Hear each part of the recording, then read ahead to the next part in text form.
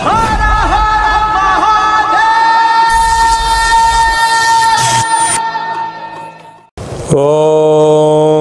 నమః శివాయ. ఓం నమో నారాయణాయ.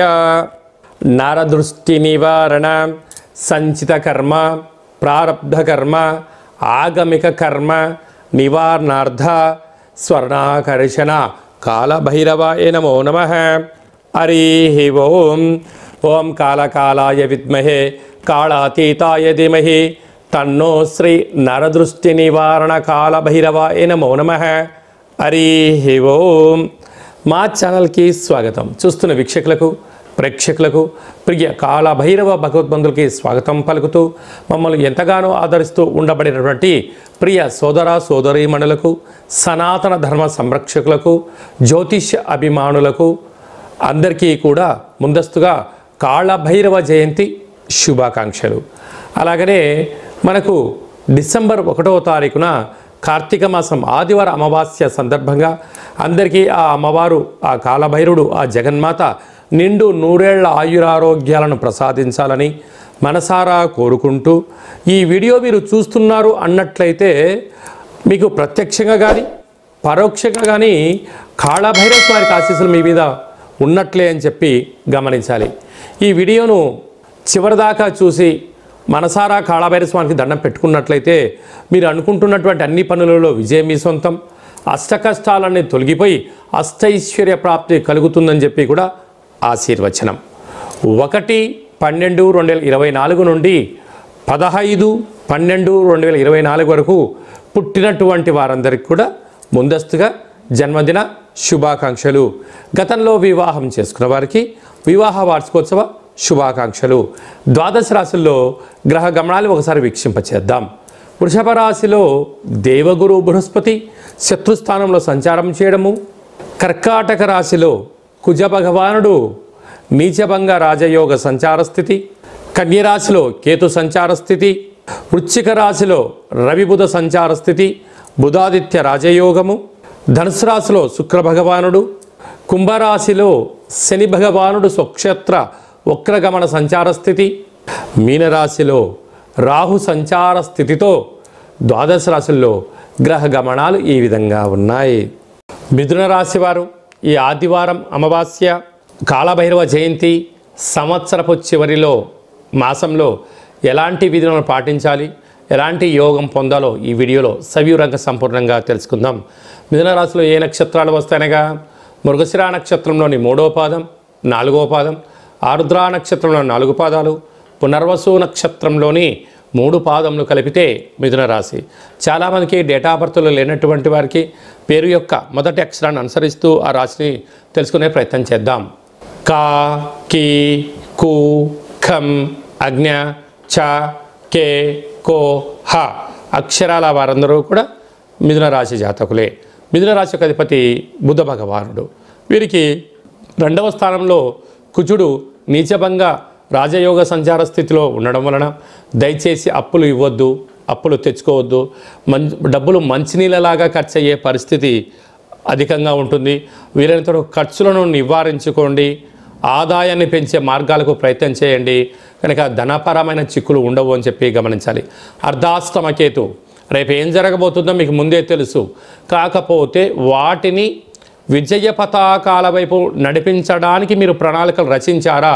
మిమ్మల్ని మించి అదృష్టవంతులు ఎవరూ లేరు అని చెప్పి గమనించాలి.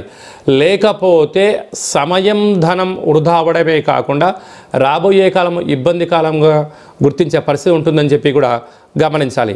6వ స్థానంలో బుధాదిత్య రాజయోగం అంటే ఉద్యోగం రావాలని, ప్రభుత్వ ఉద్యోగంలో సాధించాలని, ప్రమోషన్స్ రావాలని, దయచేసి లంచాలని, అదర్స్ అయిన కార్యక్రమాలని అనైతికంగా సంపాదించాలి అనేటువంటి దానికన్నా కూడా ధర్మ మార్గమైన విజయం కావాలి, ఆధ్యాత్మికమైన శక్తి సంపాదించాలి, అనేక మందికి మీరు ఆదర్శంగా ఉండాలి అని మీ కోరిక నెరవేరాలి అన్నట్టయితే మీరు ప్రశాంత జీవన విధానాన్ని ఏర్పాటు చేసుకోగలగాలి. అలాగనే వివాహ ప్రయత్నం చేసేవారికి వివాహ ప్రయత్నము, ప్రేమికుల మధ్య సయోధ్య, బంగారు ఆభరణాలు, అలాగనే గృహాలు, భూములు, విలువైన వస్తువులు మీకు అదృష్టానికి ఆనందానికి మిథున రాశి వారే కేంద్ర బిందువులు అవుతారు అని చెప్పి గమనించాలి. వ్యయంలో గురువు ఉండడం వలన వీలైనంత వరకు మౌనం, ధ్యానం, ఏకాగ్రత, పెద్దవారి యొక్క మాటలు, సలహాలు, సూచనలు ఇచ్చిపుచ్చుకునే వ్యవహారంలో సత్ప్రవర్తననే మన విజయానికి తొలిమెట్టు అని చెప్పి గమనించాలి. కనుక ఈ ఆదివారం అమావాస్య రోజున ఈ యొక్క కాలభైరవాష్టమి సందర్భంగా అలాగే సంవత్సరపు చివరి మాసం అవ్వడం వలన మీరు ఏం చేయగలగాలి అన్నట్లయితే ఆకుపచ్చ రంగు కలిగినటువంటి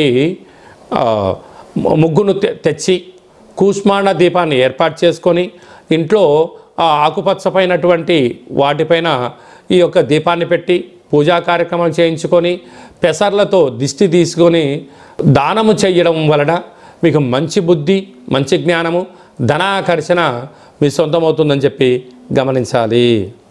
ముఖ్యమైనటువంటి పండుగల గురించి క్లుప్తంగా సవివరంగా సంపూర్ణంగా తెలుసుకుందాం.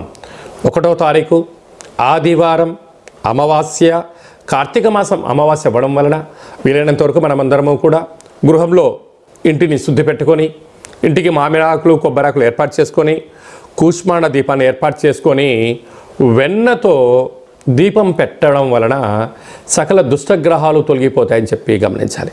అలాగే కాళభైరస్వామికి స్మరణ, కాళభైరస్వామికి కూష్మాండ దీపము, కాళభైరస్వామి సౌభాగ్య ముడుపు ఏర్పాటు చేసుకోవడం వలన సకల రాబోయే కాలమంతను కూడా మనకు సువర్ణ యుగం అని చెప్పి గమనించాలి. ఆదివారం అమావాస్య రావడం సందర్భంగా తెల్ల జిల్లేడు యొక్క వృక్షాన్ని పై కొమ్మలు తీసేసి వేరును తీసుకొని వచ్చి సింధూరం తీసి పూజ చేసుకొని ఇంట్లో పెట్టుకున్నట్లయితే మనకు రాబోయేటువంటి 7 తరాల వారికి అద్భుత రాజయోగం మన సొంతం అవుతుందని చెప్పి గమనించాలి. అలాగా తెల్లజిల్లెడు వృక్షం దొరకలేనటువంటి వాళ్ళు ఈ కింది నెంబరు సంప్రదించినట్లయితే మీకోసం ప్రత్యేకంగా స్వామివారి యొక్క వేరును పూజ చేసి మీ ఇంటికి పంపించడం జరుగుతుందని చెప్పి కూడా గమనించాలి. అలాగనే మనకు 2వ తారీఖు నుంచి మార్గశీర్ష మాసము ప్రారంభము.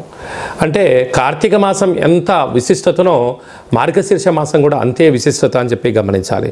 మనకు 7వ తారీఖు షష్ఠి శనివారము ధనిష్టా నక్షత్ర సందర్భంగా శ్రీ వళ్ళీ దేవసేన సుబ్రహ్మణ్యేశ్వర స్వామి యొక్క జయంతి కనుక మనము సర్పదోషం కానీ, నాగదోషం కానీ, కాలసర్పదోషం కానీ, జాతకంలో ఎక్కువ ఇబ్బందులు ఉన్నట్లయితే, అనేక మంది శత్రువులు ఉన్నట్లయితే, వివాహం కానివారు, సంతానం కానివారు, అనేక రకాల ఇబ్బందులుగా పడేవారందరూ కూడా స్వామివారిని దర్శించి అభిషేకం చేసుకోవడం, లేకపోతే పుట్టలో పాలు పోయడం, ఆ యొక్క మట్టిని కంఠానికి పెట్టుకోవడం వల్ల సకల దోషం తొలగిపోతుందని చెప్పి గమనించాలి. 8వ తారీఖున అష్టమి ఆదివారము శతభిషా నక్షత్ర సందర్భంగా కాళాన్ని శాసింపజేసే శక్తి కాళభైరవుడికి ఉంటుంది. కాళభైరవ స్వామి యొక్క జయంతి కనుక మనం కాళభైరవ స్వామిని స్మరిద్దాం, ధ్యానిద్దాం, ఆయన ఆశీస్సులు పొందుదాం, సకల అష్ట కష్టాలకు స్వస్తి పలుకుదాం. మనం ఏదైతే అనుకుంటున్నామో దాంట్లో విజయం సాధించాలనుకుంటున్నాం కనుక కాళభైరవ జయంతి సందర్భంగా మీకు అందరికీ అర్చన, అభిషేకము, హోమ కార్యక్రమాలు చేయించుకోవాలనుకుంటున్న వారందరికీ కూడా చిన్న విన్నపం ఏమిటయ్యా అంటే ఈ కింది నెంబర్ని వాట్సాప్ ద్వారా కానీ ఫోన్ ద్వారా మీరు గోత్రనామాలు పంపించినట్లయితే కాళభైరవ జయంతి సందర్భంగా పూజా కార్యక్రమాలు చేయించి మీకు వాట్సాప్ కాల్ ద్వారా వీడియో కాల్ చేయించి చూపించి మీ పేరుపైన అర్చన, అభిషేకము, కూష్మాండ దీపము అలాగనే ఒక సౌభాగ్య ముడుపు కట్టి స్వామివారి హోమంలో సమర్పించడం వలన సకల ఐశ్వర్యం మన సొంతం అవుతాయని చెప్పి గమనించాలి.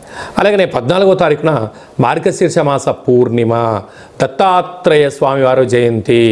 అత్రి మహామునికి అనసూయ మాతకు జన్మించినటువంటి బ్రహ్మ విష్ణు మహేశ్వర స్వరూపమే దత్తాత్రేయ స్వామి యొక్క జయంతి కనుక స్వామివారిని స్మరిద్దాం, ధ్యానిద్దాం, వెళ్ళి దర్శించుకుందాం, సకలమైనటువంటి అష్ట కష్టాలకు స్వస్తి పలికి ఐశ్వర్యానికి స్వాగతం పలుకుతామని చెప్పి గమనించాలి. అలాగనే మనము ఈ యొక్క మార్గశీర్ష మాసంలో సకల దేవతల జయంతి అలాగనే ఆదివార అమావాస్య కార్తీక మాసం సందర్భంగా ఇంకనూ మనం విజయం సాధించగలగాలి అన్నట్లయితే ఈ యొక్క పాత్ర కంచు పాత్ర అంటారు. ఇందులో 12 రాసులను అచ్చు వేయడం జరుగుతుంది. ఈ యొక్క పాత్రను ఉపయోగించే విధానం ఎలా ఒక్కసారి తెలుసుకుందాం. ఇలాగా శబ్దం చేయగానే ఓంకార శబ్దం రావడం జరుగుతుంటుంది.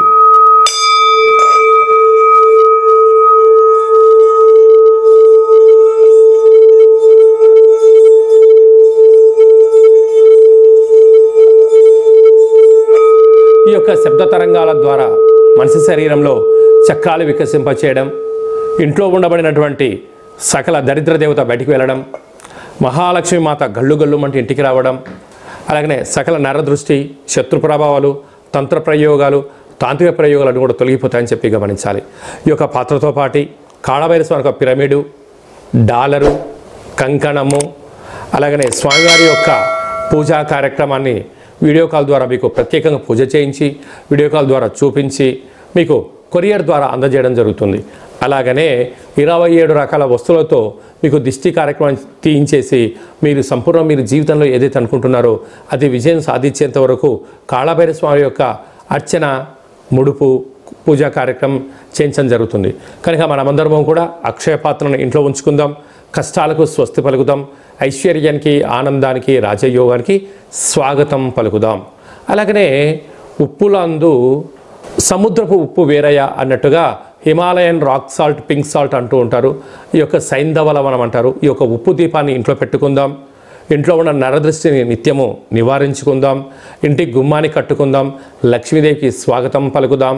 అలాగనే మనము ఈ ఉప్పు దీపాన్ని ఏర్పాటు చేసుకొని ఇంట్లో ఏర్పాటు చేయడం వలన 4 వైపులా పైన ఉప్పు ఆ గాలి ప్రసరింపజేసి పిల్లలు మంచిగా చదువుకుంటారు, ఉద్యోగస్తులు ఉద్యోగం సాధిస్తారు, మంచి నిద్ర, సకల దుష్టగ్రహాలు తొలగిపోతాయని చెప్పి గమనించాలి. అలాగనే మీ వ్యక్తిగత జాతకం తెలుసుకోవాలనుకుంటున్నారా?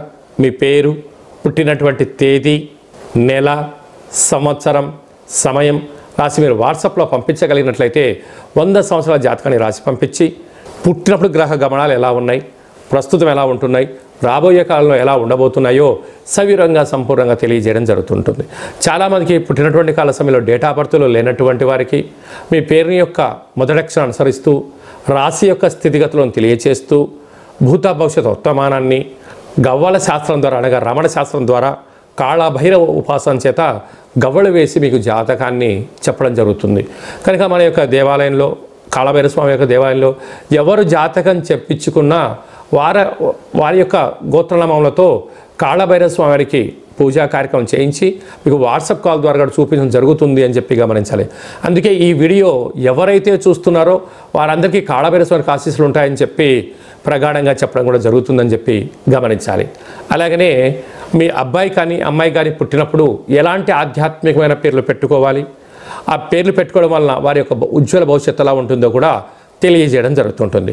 మీ అబ్బాయి కానీ అమ్మాయి కానీ ఎంత ప్రయత్నం చేసినా వివాహం అవ్వడం లేదా, ఎందుకు అవ్వడం లేదు, జాతకంలో ఎలాంటి యోగాలు ఉన్నాయి, ఎలాంటి దోషాలు ఉన్నాయో కూడా తెలియజేయడం జరుగుతుంది. వచ్చినటువంటి వధూవరుల యొక్క జాతకంలో గ్రహ సమ్మేళనము, గ్రహమైత్రి, వివాహము, సంతానము, ధనయోగము, గృహయోగము ఎలాంటి యోగాలు ఉంటాయో కూడా సవివరంగా తెలియజేయడం జరుగుతుంటుంది.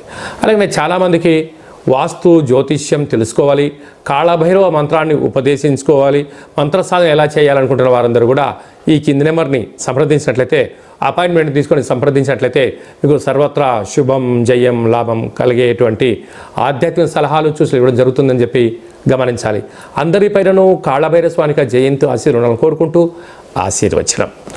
ఓం శతమానం భవతి శతాయు పురుష సతేంద్రియ ఆయుష్యేవేంద్రియే ప్రతిష్టతి ధనం ధాన్యం బహుపుత్రలాభం శత సంవత్సరం దీర్ఘమాయు సర్వే జనా సుఖినో భవంతు లోకా సమస్తా సుఖినో భవంతు సర్వం కాళభైరవ దేవతార్పణమస్తు. హరి ఓం. ఈ వీడియో మీకు నచ్చినట్లయితే లైక్ చేయండి, షేర్ చేయండి, మా ఛానల్ సబ్స్క్రైబ్ చేసుకోండి. కాళభైరవ స్వామి ఆశీస్సులు పొందండి.